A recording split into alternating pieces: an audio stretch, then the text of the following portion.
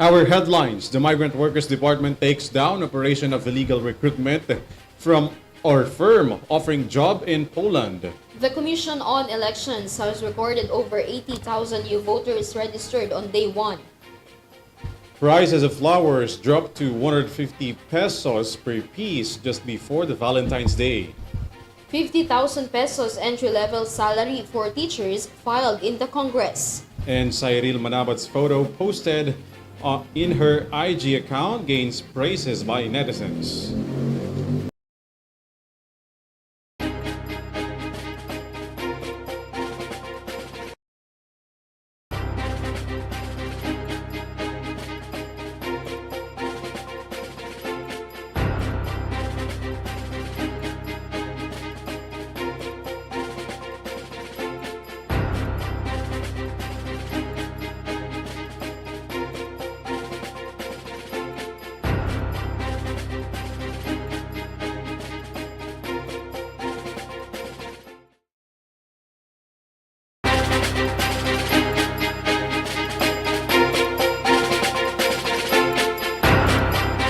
Good evening, bringing you the latest news for tonight. I am ALVIN. And I am KRIZZA Lopez. This is your TV News Thread. The Migrant Workers Department has shut down yet another recruitment agency that offers services to aspiring workers despite being illegal. More of this news on my report.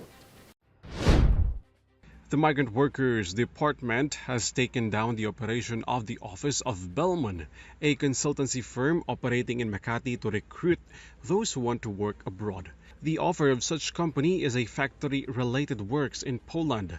Bellman is named as Global Migration Training so that it can recruit and deploy Filipinos even though it doesn't have license from the Migrant Workers Office. According to DMW Officer in Charge Undersecretary Bernard Olalia, Bellman's illegal recruitment is a serious offense. He said that the DMW will continue their campaign against unlicensed companies involved in the illegal recruitment and sending overseas Filipino workers abroad without the approval from the DMW. The said recruitment firm is also asking for placement fee up to 165,000 pesos to process the necessary documents of OFWs such as work permit, visa, and the referral to their foreign partner agencies. The said recruitment agency faces charges related to illegal recruitment and will be fined from 2 million pesos to 5 million pesos. This is the third illegal recruitment agency being shut down by the DMW this year alone. ALVIN for EuroTV News. Following the reopening of the voter registration, the Elections Commission has recorded 80,000 new voters. Commission Chairman highlighted the value of participating politically through using the right to vote by registering. More of this story on my report. Led by Commission on Election Chairman George Erwin Garcia in the reopening of voters registration in Pag-asa Island Municipality of Kalayaan in Palawan, he said that sovereignty remains alive and strong in the country. Chairman Garcia emphasized the importance and rights of Filipinos to vote despite the small number of people who registered on Pag-asa Island on the first day. It is also a sign of the solidarity of Filipinos in the celebration of National Voters' Day in the country. Moreover, operations have opened at 2,000 COMELEC registration sites, including 170 mall registration sites. The COMELEC also launched on the first day the Special Register Anywhere program in various government agencies that were also visited by those who want to register. According to Garcia, their commission will try to reach 2 to 3 million voters for the national and local elections in 2025. As the COMELEC reopened its voters registration in preparation for NLE 2025, the Commission recorded 88,809 new voters. Region 4A recorded the highest number of registered voters with 14,754. Recorded the fewest new voters on the first day of voters registration with 1,172 registered voters. This is KRIZZA Lopez for EuroTV News.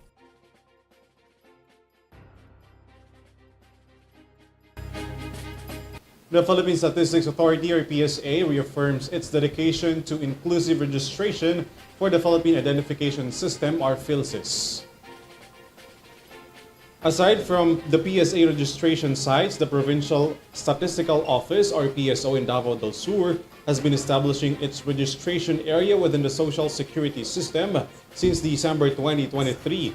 Through this initiative, the agency was able to register approximately 479 individuals with PhilSys, while 57 electronic Philippine IDs have been issued since January 18, 2023. The PhilSys on Wheels tour, which goes to barangays to be close to the residents who want to register, also continues to operate. One day ahead, the celebration of Hearts Day tomorrow, let us check the prices of flowers in Dangwa, given their significant part in the said celebration. Full story on my report. As we celebrate the month of love, many of us plan to give our loved ones a gift or even flowers to show our love and appreciation. Of course, you will never miss out visiting Dangwa, the Flower Center in Manila. For the price of flower in Dangwa, the price per piece of sunflower or roses ranges from 120 to 150 pesos, 200 pesos per piece of tulip. The most expensive is 250 pesos per piece of stargazer. According to Aling Rosario, the price of the flower they are importing may increase, but they said they hope that it will not rise again so they can sell more and buy more flowers. Sana ma'am, wag na tumaas, parang makabili din kami ng bulaklak para maibigay. Kung kaya lang pera bibili nila, gano'n. Pero ngayon ate, kamusta ang benta niyo? Okay naman ma'am. Kahit papaano naman, mayroon talaga. There are shops in Dangwa that drop the price from 300 pesos to 350 pesos. You can buy a bouquet of flowers. Talaga bibili. Basta bigyan mo lang ng discount para makabili lang sila, makabenta rin kami. Ganun lang ang labanan lang dito, ma'am, But for those who want to buy imported flowers, you may find a bouquet of flowers for at least 500 to 800 pesos. Pero sa akin, ma'am, yung nakausap ko mga customer talaga, karamihan talaga hinahanap nila, may stargazer, sunflower, at saka malisan, ma'am. Yun talagang kadalasan nila hanap nila, ma'am. So ano yung ngayon mabiling bulaklak? Ang mabili talaga ngayon, ma'am, yung may tulips, tapos stargazer, saka China rose. Okay, sa ate, sa isang Eto naman, ma'am, magkano? halagang 700 hanggang 500. Malatawaran pa ba nila Oh, yung mga ganitong bulaklak? hanggang 400 lang ibibigay namin. Para makabili lang po sila sa Ngayon, ma'am, binibigay na lang namin talaga ng 1.3, gano'n.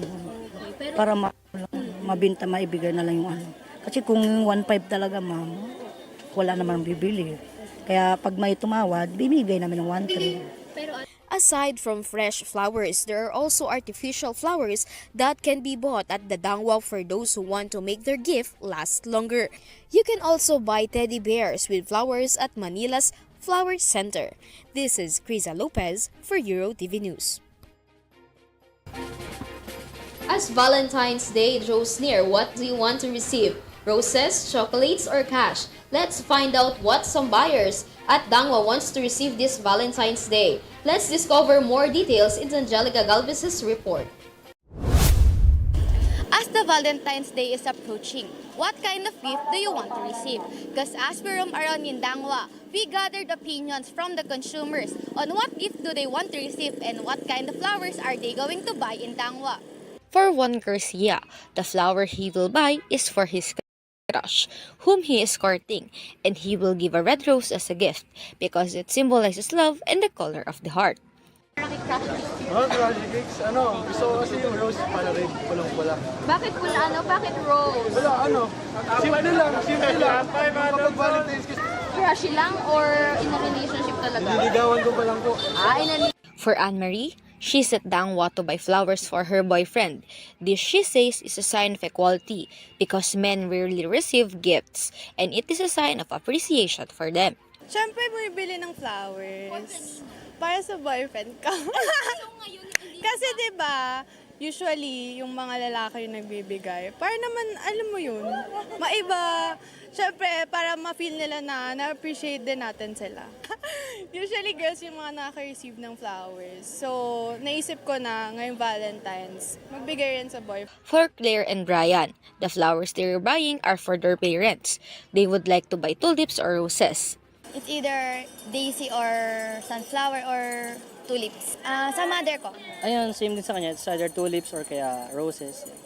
Para kanina po yung bibili niyo po? Sa mother. For Yona, Faith, and Marian, they're at Dangwa to accompany a friend in buying flowers. Sinamahan po si bumibili po ng flowers. Inutusan ako ng friends ko na bigyan yung mga jowa nila. Kasi LDR po sila, so ako na lang magbibigay. Meanwhile, the Social Weather Station, or SWS, released the results of their survey regarding the top Valentine's gift among Filipinos. According to the survey, the leading preferences are money, which garnered 16%, followed by love and affection at 11%, and flowers at 10%. More men desire clothing as their gift with 14%, compared to 5% for women, and any heartfelt gift at 7% for men and 4% for women. On the other hand, more women prefer money at 19% and 12% for men. And for flower gifts, it's 13% for women and 7% for men. Both genders equally desire love and of companionship, with 11% for women and 10% for men.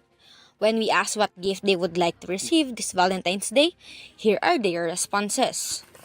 Ganon din, flowers. Pero personally, favorite ko, pink rose. Kasi personal favorite ko po mga blue. So, favorite flower ko po ngayon, hydrangea.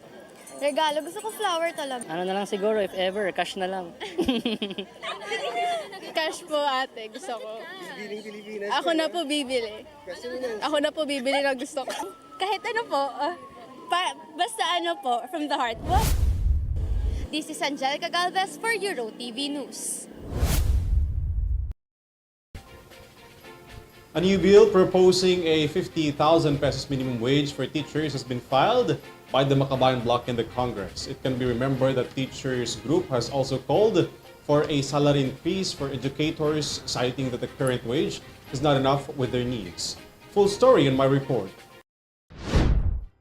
Through House Bill number 9960, filed by the Makabayan bloc in the lower chamber of Congress, public school teachers can possibly earn 50,000 pesos per month. The House bill aims to put an increase in the minimum wage of teachers to 50,000 pesos per month in public schools. According to the proposal, more than 800,000 public school teachers, particularly teachers 1 to teachers 3, remains insufficiently paid to be recognized as the family living wage, which is only equivalent to 1,119 pesos per day or 33,570 pesos within a month. House Minority Leader Representative Franz Castro said that ACT Teachers has been pushing the increase of minimum wage for public school teachers in the Congress for quite some time. The ACT Teachers party lists are seeking for the support of the lawmakers in the Congress under the Republic Act 11466 or the Salary Standardization Law of 2019. It is necessary to address the inequality of wages of those in the low to middle income salary grade, particularly in the civil service sector. ALVIN PELOBELLO for Euro TV News. In the second state of the city address of Mayor Eric Olivares, including the celebration of the cityhood anniversary in the city, he announced the increase of financial assistance for student beneficiaries of the college education program to enhance the quality of education of the youth. Dan Villegas tells us more. Mayor Eric Olivares made a statement regarding the educational assistance that students receive on his State of the City address that was held this Tuesday.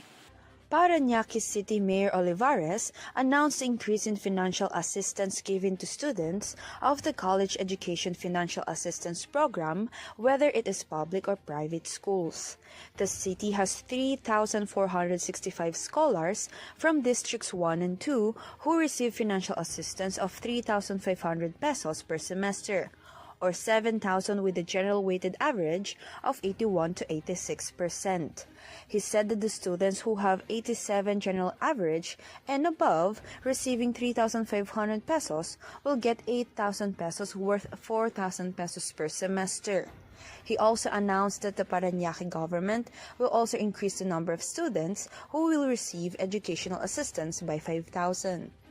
The mayor also said that the government will continue to give hope to the youth by providing educational assistance and opportunities for them to achieve their goals. This is Dan Villegas for EuroTV News. We will be taking a very short break. Don't get away as EuroTV News Thread returns.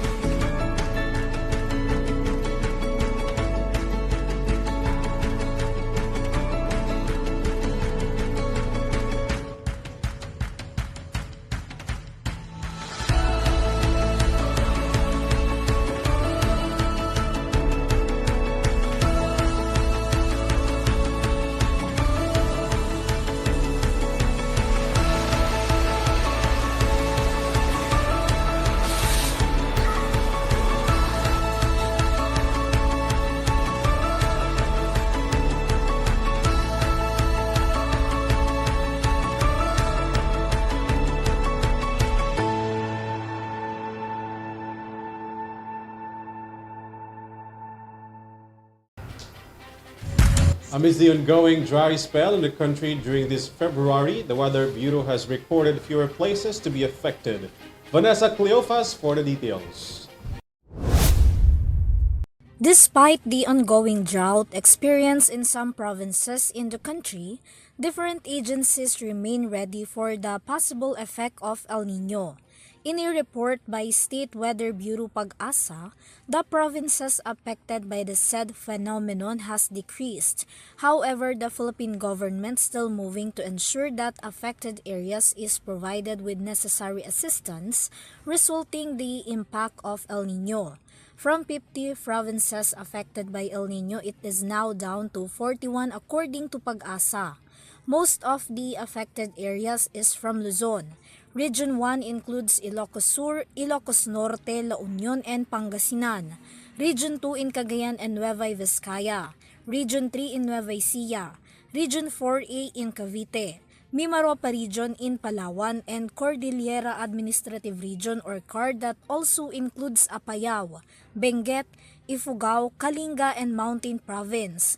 Yet the government continuing fight El Niño in the country, which is expected to last until the month of May this year. Vanessa Cleofas for EuroTV News. More than 70 passengers were rescued from a ro-ro vessel that ran into an engine malfunction in the waters of northern Samar. Henry Nicolas for the story.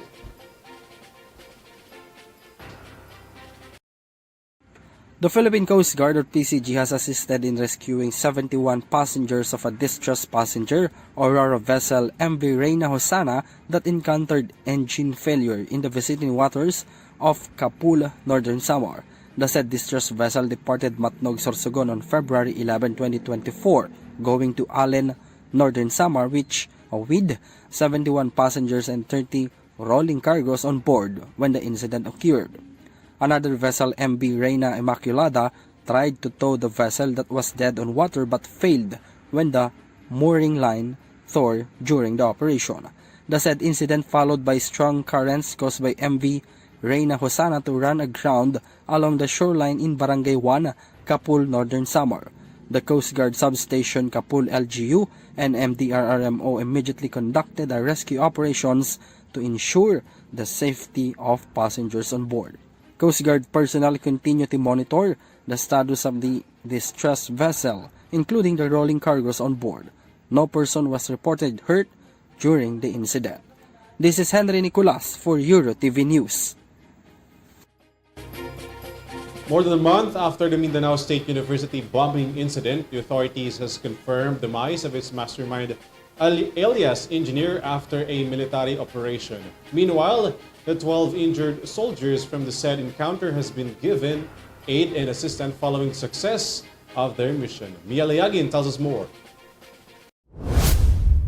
Armed Forces of the Philippines has confirmed death of the mastermind behind the Mindanao State University bombing last December after a military encounter. Gaddafi Mimbesa, also known as Engineer, who was tagged as the mastermind behind the bombing incident, has been killed after an encounter between his group Dawla Islamia Maute and the military troops. Engineer's death has also been confirmed by Katab, a high-valued individual of the militant group, after he surrendered to the military troops last February 11. It can be recalled that Mimbesa and Katab, suspects of the incident, were seen by survivors within the premises during the time that the bombing occurred, in which 4 were killed while at least 50 individuals were injured. Following the January operation, troops also seized 9 high-powered firearms, a bandolier, 4 Baofeng radios, and a smartphone.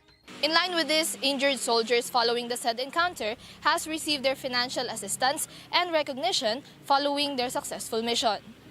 During his personal visit, President Ferdinand Bongbong Marcos Jr. acknowledged the efforts of the 12 injured soldiers who are currently confined at Army General Hospital in protecting the security of the nation and its people. Aside from the special financial assistance granted to the soldiers, 4 wounded in action soldiers were also given additional awards and recognitions following their contribution. These awards include Gold Cross Medal, Military Merit Medal with Bronze Spearhead Device, and Wounded Personnel Medal. Meanwhile, AFP has called for the remaining members of the militant group to surrender, while PBBM has committed to continuous support from the government for programs centered on assistance and welfare of soldiers and their families affected by these kinds of battles. This is Mia Layagin for EuroTV News. A kush weighing 40 grams and 10 pouches of cannabis infused candies disguised as a parcel were busted at the Clark port. Details of this story on Harry Nicolas' report. The Bureau of Customs Port of Clark has seized 40 grams of high-grade marijuana or kush and 10 pouches of tetrahydrocannabinol or THC cannabis-infused gummy candies. The seized contraband estimated value of more than 88,000 concealed inside a parcel declared as sneakers from the New York, USA. According to BOC, the parcel underwent X-ray scanning and canine sniffing, both of which indicated the possible presence of prohibited drugs. This is why a physical examination was immediately conducted, revealing dried leaves and fruiting tops suspected to be high-grade marijuana or kush. The authorities are still investigating the identity and address of the consignee. A warrant of seizures and detention was issued against the subject or the Republic Act No. 10863 or the Custom Modernization and Traffic Act in relation to Republic Act No. 9165. This is Henry Nicolas for EuroTV News. Continuing the goals of his Mayaman Challenge, 200 wheelchairs were donated by Francis Leo Marcos to a municipality in Benguet. More of the story on this report. The local government of Kapang and Benguet received around 200 wheelchairs as pledge of Francis Leo Marcos. FLM, who is known for his Mayaman Challenge online, are using social media to distribute his pledges to the entire part of the Philippines. Kapang and Benguet Mayor Manny Fermin, talking to EuroTV News, said he is very grateful for the assistance that FLM has provided for their constituent. So, yes, Idol, Francis Leo Marcos, thank you so much sa tulong ng ating pong yung team mo. Siyempre, yung humanitarian na ginawa nyo dito sa Kapangan at sa ibang probinsya is malaking tulong rin sa aking bayan. Malaking tulong sa aking bayan, and then mabuhay po kayo sa team ng FLM, and then siyempre yung humanitarian na ginagawa nyo na lumilibot sa buong Pilipinas ay nakakutulong sa ating pong makasamang mga Pinoy, and siyempre yung mga iba pang mga ating pong mga IPs sa iba't ibang lugar natin dito sa Benguet also, and siyempre sa buong Pilipinas. So thank you again, Sir Francis. Thank you so much. God bless you and your family. The LGU of Kapangan are validating those who are in need of wheelchairs for the proper distribution of humanitarian pledges from FLM. Ang minsan kasi, dami nang nag-request, pero we have to evaluate kung talagang yung wheelchair ay magamit agad-agad. Ang dami-dami nga, kaya in-screen out namin. So pasensya na, hindi na humabigyan lahat kasi isa-isa nagpalisting ng mga kwan nila. Ang kwan namin dyan, we connect to the barangay, na-confirm nila na talagang hindi makalakad, doon natin binibigay. FLM's humanitarian activities continues through online challenges and even in the remote areas anywhere in the country. FLM went viral and faced controversies during the pandemic with its well-known Mayaman Challenge, which aims to distribute aids for the Filipinos who are in need.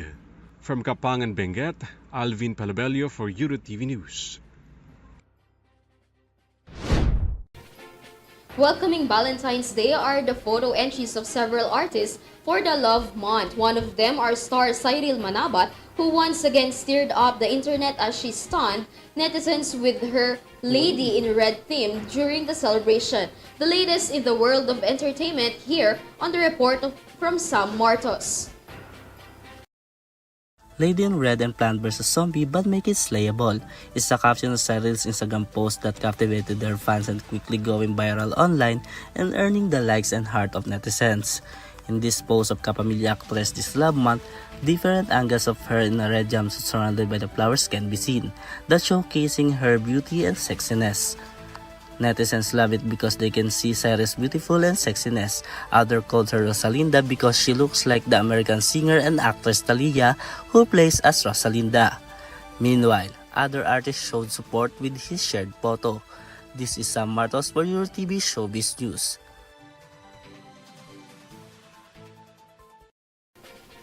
And that's the latest news for tonight. You may visit yourtvph.com for more news and information. Once again, this is KRIZZA Lopez. You can also catch our broadcast live in our social media accounts and via Pinoy Extreme channel. I'm Alvin Pelobello. This is your TV News Red. Stay safe and have a good night, everyone.